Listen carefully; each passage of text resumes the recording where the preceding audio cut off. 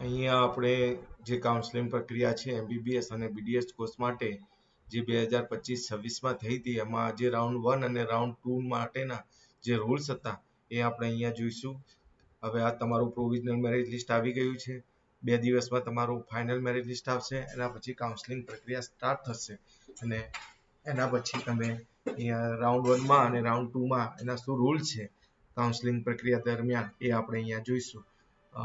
આપણે અહીંયા જે MBBS અને BDS ના કોર્સિસ છે એના એડમિશન રિગાર્ડિંગ રાઉન્ડ 1 અને રાઉન્ડ 2 ના માટેના જે રૂલ્સ છે એ આપણે અહીંયા જોઈશું. 2025-26ના જે રૂલ્સ હતા એ ઓલમોસ્ટ એના રિલેટેડ જ રૂલ્સ રહેશે.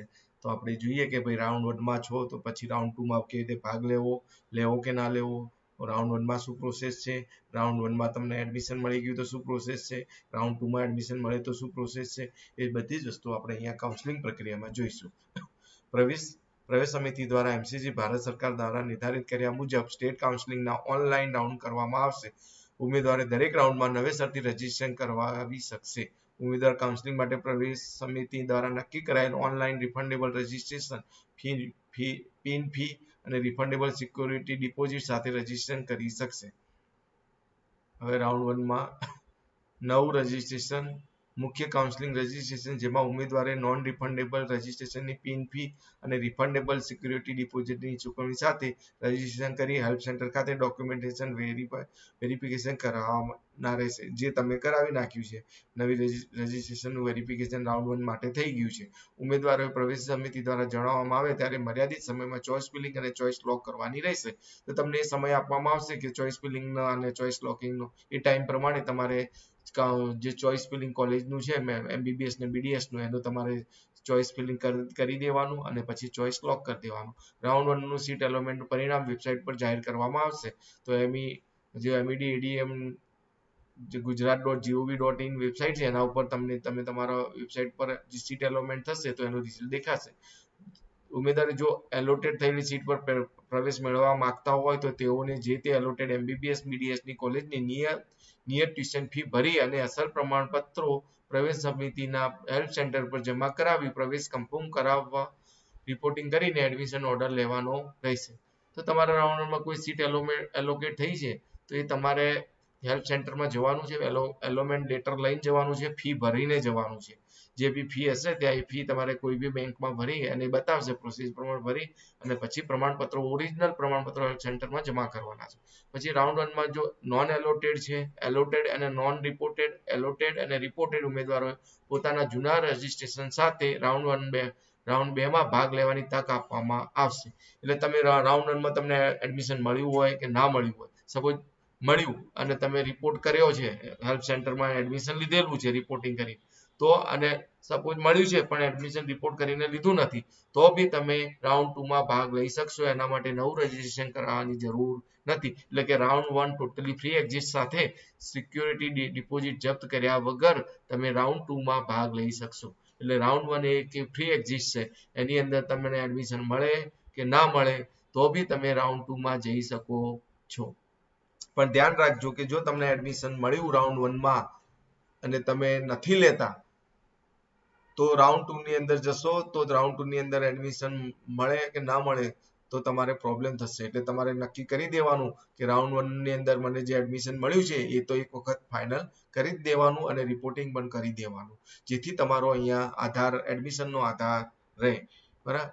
તો હવે રાઉન્ડ 2માં તો તમે બધા જ ઉમેદવારો રાઉન્ડ 2માં જઈ શકે છે. જે રાઉન્ડ 1માં રજીસ્ટ્રેશન કરાયેલું છે એ બધા જ અહીંયા તમે રાઉન્ડ 2માં જઈ શકશો. જે ઉમેદવારોએ રાઉન્ડ 1માં રજીસ્ટ્રેશન કરી હેલ્પ સેન્ટર ખાતે ડોક્યુમેન્ટેશન વેરિફિકેશન કરાવેલ છે તેઓ રાઉન્ડ 2 માટે ફરી રજીસ્ટ્રેશન કરાવવાની જરૂર નથી. જે ઉમેદવારોએ રાઉન્ડ 1માં રજીસ્ટ્રેશન કરાવેલું નથી તેઓને રાઉન્ડ 2 માટે નવું રજીસ્ટ્રેશન કરી હેલ્પ ખાતે ડોક્યુમેન્ટેશન વેરિફિકેશન કરાવવાના રહેશે. ઉમેદવાર પ્રવેશ સમિતિ દ્વારા જણાવવામાં આવે ત્યારે મર્યાદિત સમયમાં ચોઇસ ફિલિંગ અને ચોઇસ લોક કરવાની રહેશે. રાઉન્ડ 2 નું સીટ એલોટમેન્ટ પરિણામ વેબસાઇટ ઉપર જાહેર કરવામાં આવશે. ઉમેદવાર જો એલોટમેન્ટ થયેલ સીટ પર પ્રવેશ મેળવવા માંગતા હોય તો તેઓ જે તે એલોટેડ MBBS BDS કોલેજની નિયમિત ટ્યુશન ફી ભરી અને અસલ પ્રમાણપત્રો ઓરિજિનલ પ્રમાણપત્રો પ્રવેશ સમિતિના હેલ્પ સેન્ટર ઉપર જમા કરાવી પ્રવેશ કન્ફર્મ કરાવવા રિપોર્ટિંગ કરીને એડમિશન ઓર્ડર લેવાનો રહેશે. જો તમને સીટ એલોકેટ થાય છે રાઉન્ડ 2 ની અંદર તો તમારે કમ્પલસરી રિપોર્ટિંગ હેલ્પ સેન્ટરમાં જઈને એડમિશન ઓર્ડર લેવાનો રહેશે.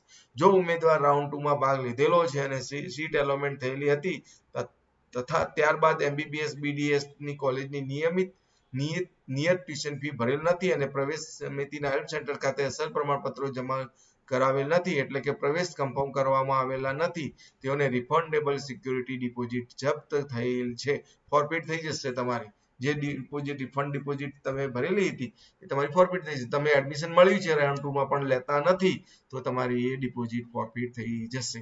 અને તેવા તમામ ઉમેદવારોને રાઉન્ડ 3 માં ભાગ લેવા માટે નવી non refundable registration pin fee અને નવી રિફંડેબલ ડિપોઝિટ સિક્યુરિટી ડિપોઝિટ સાથે નવું રજિસ્ટ્રેશન કરી હેલ્પ સેન્ટર ખાતે ડોક્યુમેન્ટેશન વેરિફિકેશન કરવાના રહેશે. તો સમજાઈ ગયું કે રાઉન્ડ 2 માં એડમિશન મળ્યું અને નથી લેતા તો પછી તમારે જે ડિપોઝિટ હતી એ ફોરફિટ થઈ જશે અને ફરીથી તમારે ડિપોઝિટ ભરવાની છે, રિફંડેબલ ડિપોઝિટ, અને રજિસ્ટ્રેશન પણ ફરીથી કરાવવાનું છે અને નોન રિફંડેબલ ફી પણ ફરીથી ભરવાની છે અને પિન પણ ફરીથી ફી ખરીદવાની છે અને ડોક્યુમેન્ટેશન પર ફરીથી વેરિફિકેશન કરાવવાના છે. તો આ ધ્યાન રાખજો. જે ઉમેદવારોને સીટ એલોમેન્ટ કરવામાં આવેલ છે અને ત્યારબાદ તેઓ દ્વારા MBBS BDS કોર્સની નિયત ટ્યુશન ફી ભરી હેલ્પ સેન્ટર ખાતે અસલ પ્રમાણપત્રો જમા કરાવી એડમિશન ઓર્ડર મેળવી પ્રવેશ કન્ફર્મ કરવામાં આવેલ છે તો તેઓ રાઉન્ડ 3 માં ભાગ લેવા દેવામાં આવશે.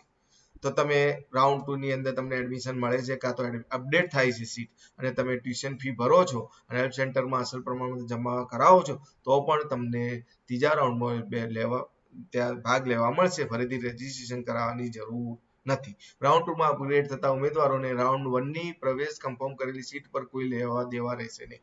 જો તમને રાઉન્ડ 1 માં એડમિશન મળેલું છે, ફરીથી તમે અપગ્રેડ કરાવીને રાઉન્ડ 2 માં બેઠા છો, પાર્ટિસિપેટ થાવ છો તો ત્યાં સીટ જે મળશે એ ફાઇનલ ગણાશે. રાઉન્ડ 1 ની સીટ તમને મળશે નહીં, એના પર તમારો કોઈ અધિકાર રહેશે નહીં. તો રાઉન્ડ 2 ની અંદર જે સીટ મળશે એ જ ફાઇનલ ગણાશે.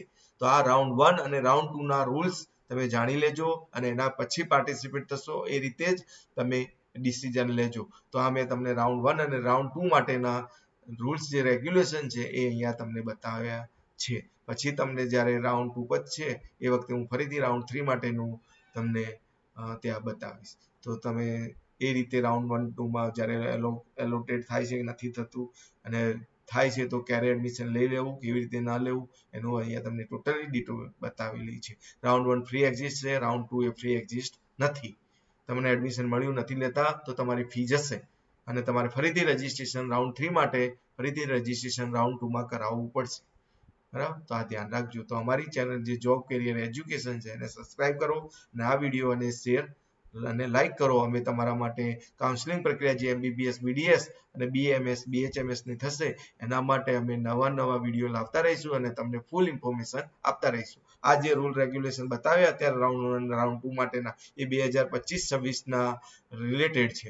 26-27 ના જેવા નવા આવશે એ પ્રમાણે અમે નવું જ અપડેટ કરીશું.